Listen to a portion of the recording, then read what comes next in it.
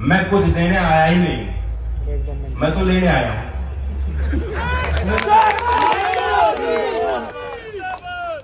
और मैंने खूब लिया, बहुत अच्छा लगा मुझे। हरियाणा और यूपी का कल्चर कोई अलग नहीं, और जैसा दीपेंद्र जी ने इतिहास बताया हमारे परिवारों का, इस क्षेत्र का एक ही मिजाज है। और बल्कि खास बात यह है कि ये जो शिक्षण संस्थान है शायद सबसे पुरानी है।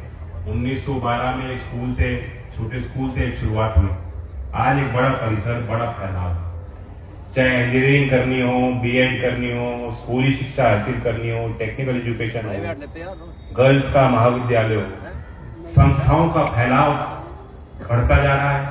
और उसके पीछे बड़ा योगदान आप लोगों का, स्थानीय लोगों का, बुद्धिजीवियों का। दीपेंद्र जी के परिवार का पुराना इतिहास, उनके परदादा जी चौधरी छोटूराम जी, चौधरी छाजू जी, उनके जितने क्षेत्र के लोग, मौजूद लोग थे उस समय पे, जो अपने समाज के भविष्य को लेके लाजमी है कि चिंतित होंगे। उस समय उन्होंने सोचा कि हम क्या काम कर सकते हैं समाज के उत्थान के लिए, क्षेत्र के विकास के लिए, और उन्होंने शिक्षण संस्थानों पे जोर दिया, दान दिया, जीवन उसी में लगा दिया। इन संस्थाओं से जो उनके जीवन के अंश हैं वो जुड़े हुए हैं। और जब मैं आया, आपने वो पुरानी इमारतें भी दिखाई गुलाब जी, उनका भी अपना इतिहास है, वो धरोहर है, हेरिटेज है। लेकिन संस्था ईंट से नहीं बनाई जाती। जो संस्थाएं जीवंत रहती हैं, जिनका व्यापक प्रभाव होता है, सकारात्मक प्रभाव होता है, जो पीढ़ी दर पीढ़ी और मजबूत होती चली जाती हैं, उनके पीछे जन भावना होती है, जन भागीदारी होती है। आप लोगों ने खून पसीने की कमाई यहाँ किसानों पे कितनी होती है? किसानों पे जो उनका बस बना इस क्षेत्र में पिछले 100 साल से ज्यादा के समय में, जो जिस पे जितना सामर्थ्य था, शायद उससे ज्यादा लोगों ने योगदान दिया। तो जो आपने मुझे इमारत दिखाई है, उसमें मैंने ईंट पे ज्यादा ध्यान फोकस नहीं दिया। एक इतिहास को मैं समझने आया हूं, मुझे बहुत बेहद खुशी है। आज समय की भी आवश्यकता है। हमारे लोग जो खास तौर से किसान कौम, किसानी करने वाले लोग हैं, क्योंकि उससे पवित्र और उससे मेहनत वाला कोई काम है नहीं, और जायज बात है, वो अपनी मेहनत देखते हैं। अब मेहनत के बाहर क्या परिणाम हो उसका, मेहनत के बाहर उनका जो दायरा है वो वहीं तक है। उन्हें लगता है मैं तो जो कर सकता हूं मैंने किया, बाकी प्रकृति के ऊपर है, मंडी के ऊपर है, समाज के ऊपर है। लेकिन हर काम में दिल खोल के किसान काम करता, कोई कसर नहीं छोड़ता। जिस भी काम में किसान और किसान की अगली पीढ़ी को मैं देखता हूं, वो व्यापार में भी है, वो विज्ञान में भी है, वो सेवा के क्षेत्र में है, वो अधिकारी के रूप में कार्यरत, जहां भी जाते हैं पूरा दिल खोल के, पूरी जान लगा के काम करते हैं, और उनके काम में एक ईमानदारी की भी झलक आती है। तो किसान कौम के लिए अब जो ये चुनौती का वक्त है, जैसे समाज में बहुत तीव्र गति से चेंज आ रहा है, परिवर्तन आ रहा है, हर काम में आ रहा है। 10 साल में आपने देखा आपके जीवन पद्धति में, जीवन की शैली में, किस प्रकार से आप जीते थे जीवन को, कितना बड़ा चेंज आ गया। किस हिसाब से आप अपने विचार व्यक्त करते थे, औरों पर विश्वास करते थे, निर्भर रहते थे, समाज के ढांचों में चेंज आ गया। अब एक घर में ही जो है वाद विवाद होता है, खुला संवाद होता है, और लोकतंत्र के मायने भी यही होते हैं। तो आज के इस आधुनिक युग में अब नई टेक्नोलॉजी भी आ रही है, उसका प्रभाव खेती पर भी पड़ेगा। यहाँ शिक्षाविद बैठे हैं, सब जानते हैं इन चीजों को। शिक्षा व्यवस्था पे भी एक बड़ा हम लोगों की जिम्मेदारी है कि शिक्षा व्यवस्था को भी उतनी तेजी से हम आगे बढ़ाएं, विकसित करें, नई पद्धति का प्रयोग करें। जो पुराना सिस्टम था, लोग एक मान्यता थी कि अगर नॉलेज चाहिए तो कॉलेज एजुकेशन, पहले स्कूल पूरा करो, उसके बाद जो है कॉलेज करो, उसके बाद जो है आप समाज और देश के लिए तैयार हो गए, आपको तो काम मिल ही जाएगा। आज के समय में इसकी कोई गारंटी नहीं। वर्ल्ड इकोनॉमिक फोरम की एक रिपोर्ट आई थी कि 2030 तक लगभग 170 मिलियन जॉब, यानी 17 करोड़ एआई के कारण दुनिया में नए जॉब बनेंगे। ये भी उन्होंने कहा कि मोर देन 90 मिलियन यानी 9 करोड़ नौकरियां जो हैं, जो आज जो काम है वो खत्म हो जाएंगे। हरियाणा की आबादी कितनी है?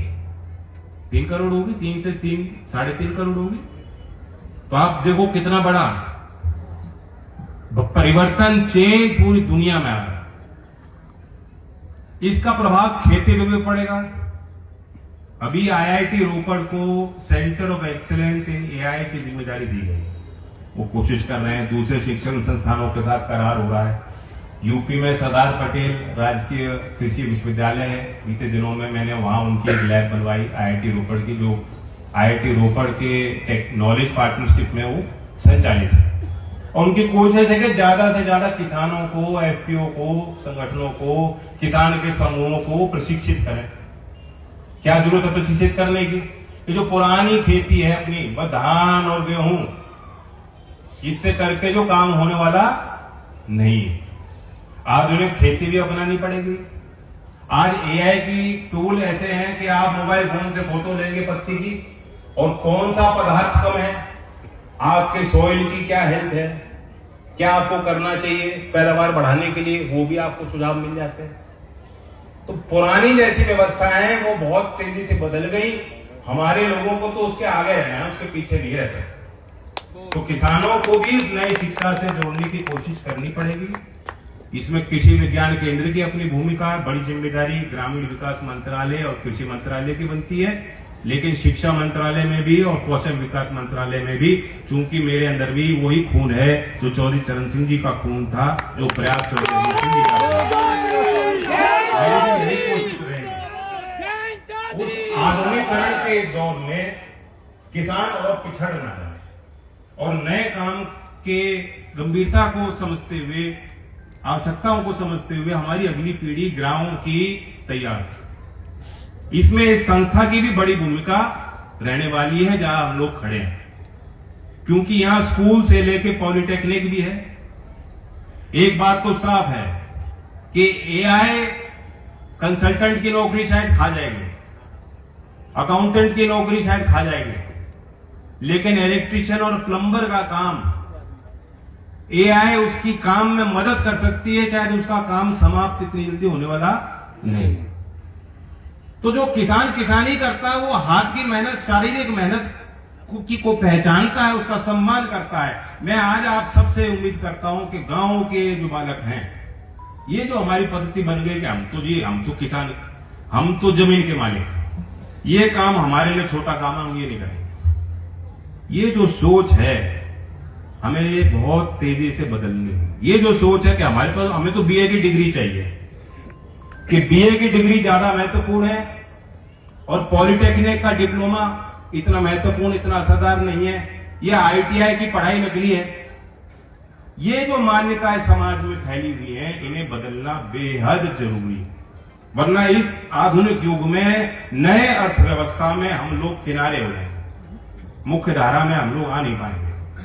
तो इसलिए ये ही जिम्मेदारी मुझ पे है।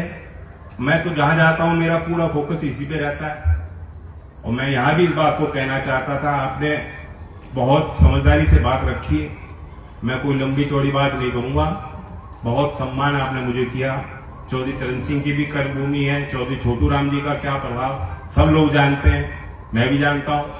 और ये ऐसी शख्सियत है जिन पे आगे और अनुसंधान होगा।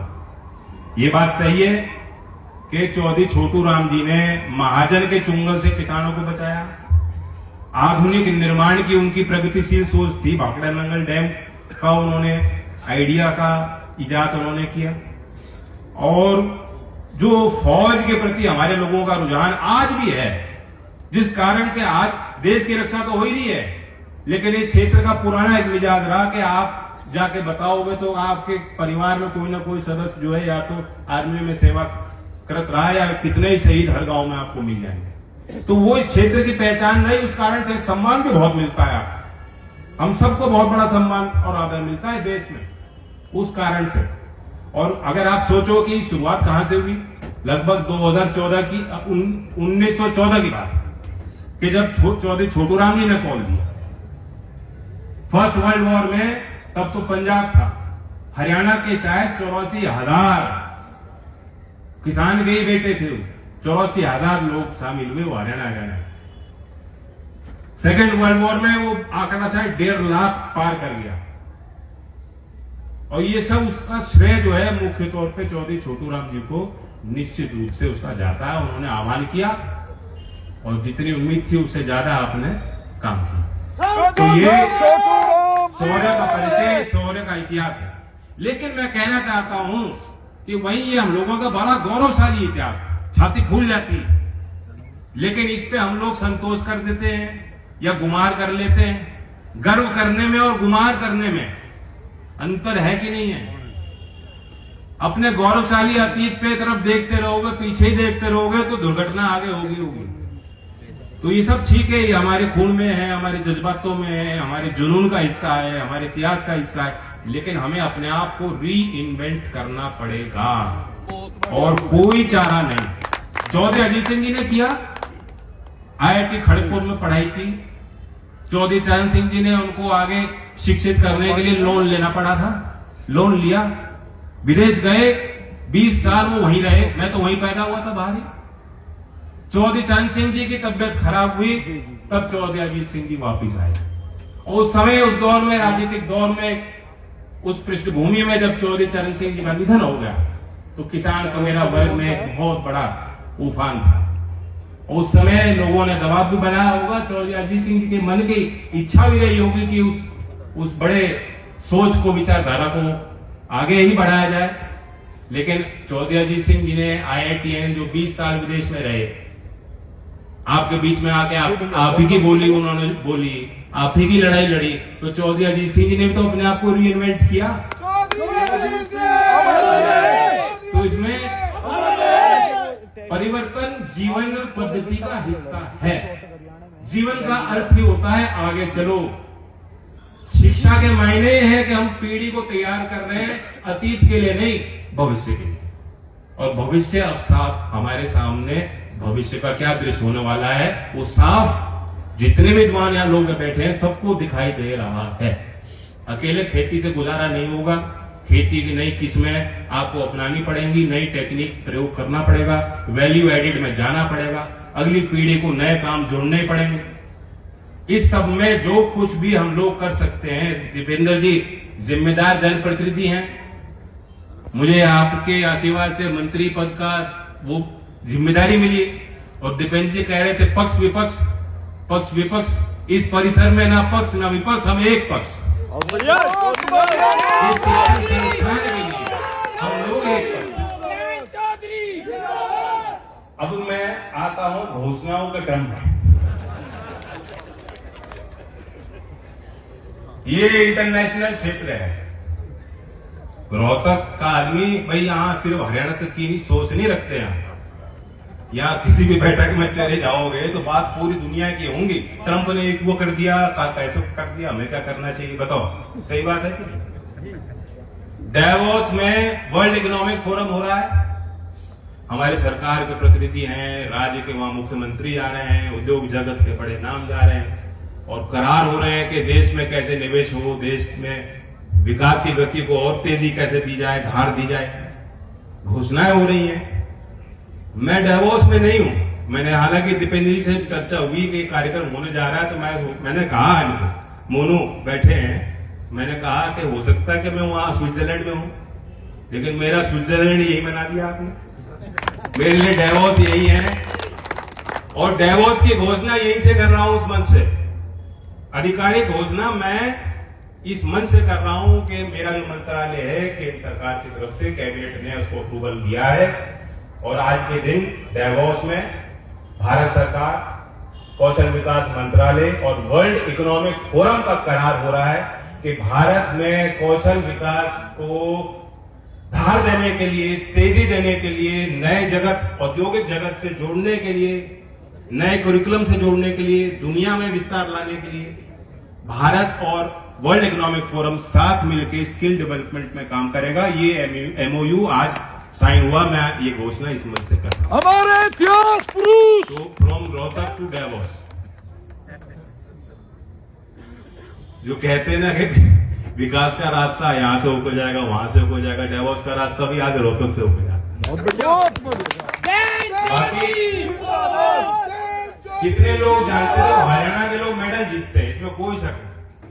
मैं खुद सुना पार्लियामेंट में दीपेंद्र जी ने कोई स्पोर्ट्स पे कोई चर्चा होती है तो खड़े होकर खूब बोलते हैं कि गर्व की बात है कि हरियाणा का नाम, हरियाणा के जो खिलाड़ी हैं वो जरूर नाम रोशन कर रहे हैं, जो भी प्रतियोगिता होती है उसमें जीतते हैं।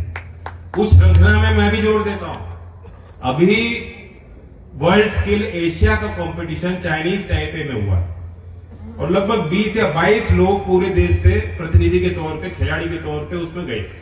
कई उसमें देश के 39 देशों के वहां खिलाड़ी ही कहूंगा जो कंपेटिटर थे वो आए हुए थे।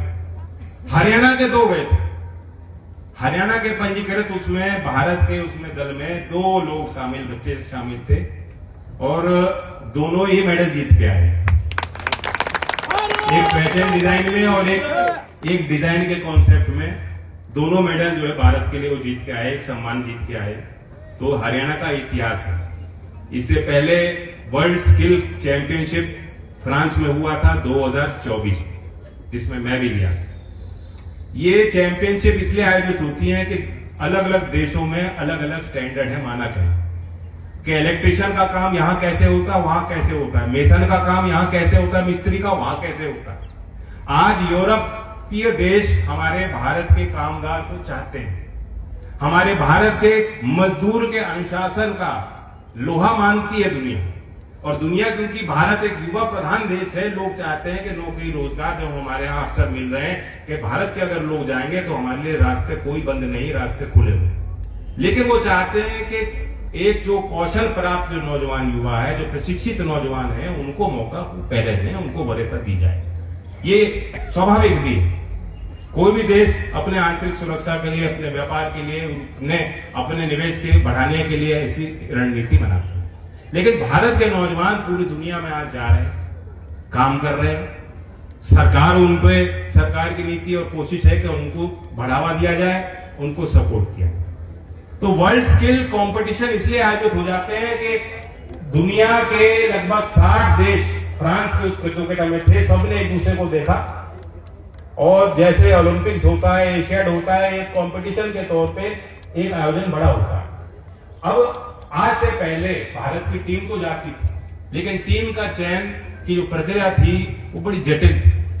उसमें हम आखिरी वक्त पे उद्योग जगत के लोगों को कहते थे कि आप ये इस ट्रेड में आप हमारे पास खिलाड़ी नहीं है, आप किसी को तैयार करो ताकि इंडिया का कलर पहन के वो जाके इंडिया का प्रतिनिधित्व करें। तो मैंने ये कहा कि इसकी संस्थागत नीति होनी चाहिए। इंडिया स्किल कंपटीशन अभी चल रहा है नॉर्थ ईस्ट रीजन का। कल मैं गुवाहाटी था, कल रात को गुवाहाटी से लौटा हूं। नॉर्थ ईस्ट के राज्यों का एक जो आयोजन हुआ, उसमें विभिन्न 8 राज्य के खिलाड़ी आए। उसमें से जो विजेता होंगे वो जाके इंडिया स्किल कंपटीशन में नोएडा में मार्च में होने जा रहा है, उसमें भाग लेंगे। उत्तर भारत का इस बार आयोजन कौशल का जो प्रतियोगिता है वो आगरा में होगी। तो मैं आप सबको भी निमंत्रण देता हूं कि उस आयोजन में जो आगरा में होगा उसको भी आके देखें, चीयर करें, ताली बजाएं, पीठ थपथपाएं उन नौजवानों की जो उस कौशल यात्रा में जुड़ना चाह रहे हैं, जुड़ रहे हैं। अब इस संस्था की क्या भूमिका हो सकती है उसके लिए? यहां बात हुई, निधि की भी बात हुई, निधि की भी बात करेंगे। लेकिन पहले जो मैं अपने विभाग से जो हो सकता है मैं अपना कहना चाहता हूं कि अभी देश में ऐसी कोई संस्था नहीं जहां जो खिलाड़ी होते हैं, जो चयनित होते हैं भारत के लिए, उनकी ट्रेनिंग हो पाए। कहीं इंडस्ट्री में हम उनको भेज देते हैं, वो ट्रेनिंग करके आ जाते हैं और उनको भेज दिया जाता है। तो परमानेंट एक फैसिलिटी बनाई जाए। उत्तर भारत में 2 स्थान का चयन हमने किया है, पूरे भारत में 5 ऐसी फैसिलिटी बनेगी। उत्तर भारत के सभी राज्यों के लिए होंगी, उसमें अंतर्राष्ट्रीय लेवल के लोग भी आएंगे। वर्ल्ड स्किल कंपटीशन के जो आयोजक है, संगठन है, उनसे भी हम बात करेंगे कि वो भी उसमें उनकी देखरेख में काम हो। 2 संस्थाएं जो है जहां हमने फाइनलाइज की, एक होगी बड़ौत में और दूसरी यही रोहतक, इसी संस्था को मैं चयन कर रहा हूं। और कई करोड़ों का निवेश होगा, आधुनिक लैब का निर्माण होगा, यहाँ ट्रेनर आएंगे, बड़ी बड़ी इंडस्ट्री एमएनसी कंपनीज यहाँ इस कैंपस में आएंगी। यहाँ 17,000 बच्चे पढ़ रहे हैं अलग अलग स्ट्रीम में, उनको भी एक रास्ता मिल जाएगा उन कंपनियों के द्वारा कैसे काम करना है, क्या डिसिप्लिन, क्या उनकी आवश्यकता है, काम में कमी है, उस पर एक निरंतरता वो अपने प्रयासों में ला पाएंगे। और बड़ा एक काम प्रभावशाली होने जा रहा है। तो मैं दीपेंद्र जी को, संस्था को धन्यवाद देता हूं कि आपने बड़ा व्यापक सुझाव दिया, इस कार्यक्रम के माध्यम से मुझे अवसर दिया तो मैं आपके बात रखूं। छोटी सी बात यहाँ निधि की हुई, आपने पहले 25 दिए, बढ़ के 31 हो गए, तो आपकी सांसद निधि। मैं अपनी निधि सिर्फ खेल में ही देता हूं, और क्योंकि राज्यसभा में कुछ पाबंदियां होती हैं कि अपने राज्य में जहां से नॉमिनेट होते हो वहां देते हो, कुछ हर साल आप अलाउ हो कि दूसरे राज्य में दे सकते हो। तो मैंने 2 वर्ष में 25-25 लाख 2 गांव भरतपुर में चिन्हित किए थे, और इस साल जोधपुर में रामगढ़ी हॉस्टल है, बहुत ही ऐतिहासिक संस्था है, वहां भी 25 लाख मैंने खेल के निर्माण के लिए दिए हैं। यहाँ आपने 31 लाख कर दिए, तो हम और आप मिलके इस तीसरे साल में, क्योंकि मैं फिर दे सकता हूं, हम और आप मिलके अगर 51 लाख कर देंगे, लेकिन मेरी ये शर्त है कि वो सिर्फ उससे खेल का ही निर्माण हो, क्योंकि मैं खेल के अलावा कहीं कुछ नहीं दे रहा। हमें जो हरियाणा से भी अपने यूपी वालों को बढ़ाना है ना, मैं 25 से ज्यादा दे नहीं सकता ना। 51 हो गए दोनों टोटल जो मैंने, आपने एक ही खाता है हमारा, देखो मैं 51 की बात कर रहा हूँ। अब उसमें आप 31 दो या मैं 25 दो, कौन गिन रहा है? हम दोनों का एक ही खाता माना जाएगा ना, तो ठीक है 51 की बात हो गई। धन्यवाद। जय हिंद, जय भारत। बैठो भी थोड़ा सा रुको। बहुत बहुत धन्यवाद हमारे आज के मुख्य अतिथि श्री जयंत चौधरी का। भाई दो बैठो, अभी मोमेंटो देने सम्मानित करना हमारे मुख्य अतिथिगण को। अब मैं निवेदन करता हूँ हमारे मुख्य अतिथि विशिष्ट अतिथियों का वो स्टेज पर आए और हमारा कलेक्टर का विमोचन होगा। सभी से हाथ जोड़कर निवेदन है, 10 मिनट शांति का दान दे। मैं बैठ जाए से मत करो, सबसे मिलके जाएंगे। एमपी साहब खाना भी है, सारी बातें हैं भाई। मैं कैलेंडर का विमोचन करवाओ। हमारे आदरणीय श्री जयंत चौधरी, हमारे आदरणीय श्री दीपेंद्र जी, आदरणीय श्री आनंद सिंह दांगी जी, हमारे मेम से विधायक भाई बलराम दांगी जी। भाई एक बार इस बात का विशेष धन्यवाद जैन जी, इस बात का विशेष धन्यवाद कि पूरे देश में 2 सेंटर, एक बड़ौत में, और मुझे पता है बड़ौत आपकी कर्म भूमि भी है, और दूसरा आपने रोहतक के लिए उसका चयन किया, उसके लिए विशेष आपका बहुत बहुत धन्यवाद। भाई जसी पेटवार जी पहुंचे, कैलेंडर का विमोचन हमारे मुख्य अतिथि जो किया जा रहा है, भाई तालियां बजाकर धन्यवाद करें। खोलना ये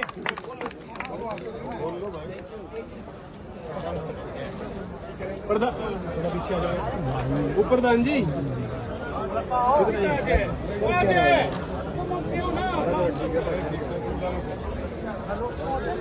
विधायक जी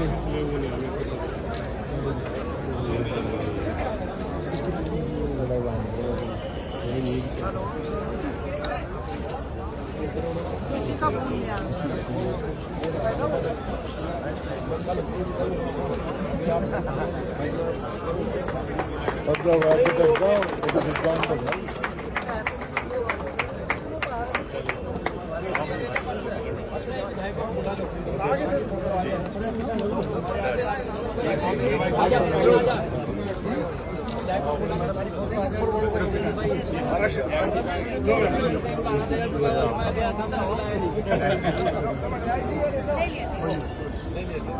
ये हो गया सर जुनियर से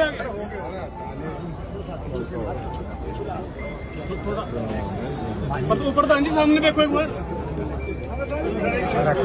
मैं निवेदन करता हूं हमारे आदरणीय प्रधान श्री गुलाब दिमाना जी से, वो हमारे आज के मुख्य अतिथि श्री